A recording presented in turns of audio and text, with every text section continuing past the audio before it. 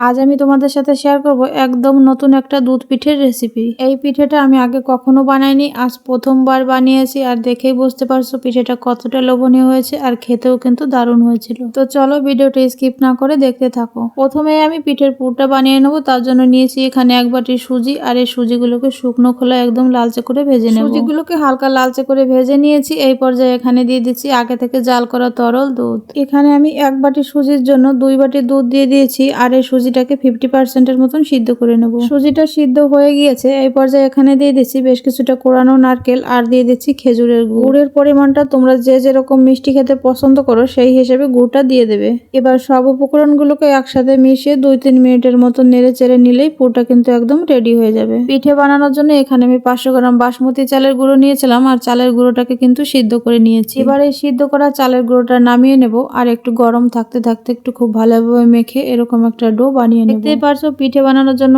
একটা perfect do আমি বানিয়ে নিয়েছি। এবার এই ডোটাকে একটা সুতির কাপড় দিয়ে ঢাকা দিয়ে রেখে দেবো, যাতে করে ডোটা শক্ত না হয়ে যায়। এই ডোয়ের থেকে আমি এরকম বড় সাইজের একটা লেচি কেটে নিয়েছি। এবার এই লেচিটাকে বেলে একদম বড় একটা রুটির শেপ দিয়ে দেবো। দেখতেই পারছো খুব বড় সাইজের একটা রুটি বেলে নিয়েছি, আর রুটিটা কিন্তু না পাতলা করেছি না মোটা করেছি, একদম মিডিয়াম রেখেছি। আর এখানে একটা এরকম স্টিলের গিলাস নিয়ে নিয়েছি। এবার এই গিলাস দিয়ে এরকম লুচির মতন কেটে নেব। দেখতেই পারছো সবগুলো পিঠের ডাইস কিন্তু একরকমই হয়েছে। এবার এখান থেকে একটা লুচি নিয়ে নেব, আর 2 চামচের মতন পুর দিয়ে দেবো। এবার উপর দিয়ে আরো একটা লেচি দিয়ে দেবো, আর চারিপাশটা এইভাবে বন্ধ করে দেবো। এই একইভাবে আমি সব পিঠেগুলোই বানিয়ে নেব। পিঠেগুলো দুধে ভেজানোর জন্য এখানে আমি অফ ক্যামেরায় দুধটাকে জাল করে নিয়েছি, আর পরিমাণ মতন গুঁড়ো দিয়ে দিয়েছি। দেখতে পারছো দুধটা জাল করে কিন্তু একদম ঘন করে নিয়েছি। এই পর্যায়ে পিঠেগুলো দিয়ে দেবো। সবগুলো পিঠে আমি দুধে দিয়ে দিয়েছি। এবার ঢাকা দিয়ে গ্যাসের ফ্লেম মিডিয়াম রেখে 5 মিনিটের মতন জাল করে নেব। 5 মিনিট পর ঢাকনা খুলে আমি তোমাদেরকে দেখিয়ে দিচ্ছি পিঠেটা কিন্তু একদম হয়ে গিয়েছে। তো বন্ধুরা রেসিপিটা তোমাদের কেমন লেগেছে অবশ্যই কমেন্টে জানাবে, আর যদি রেসিপিটা ভালো লেগে থাকে তাহলে লাইক কমেন্ট শেয়ার করতে ভুলো না।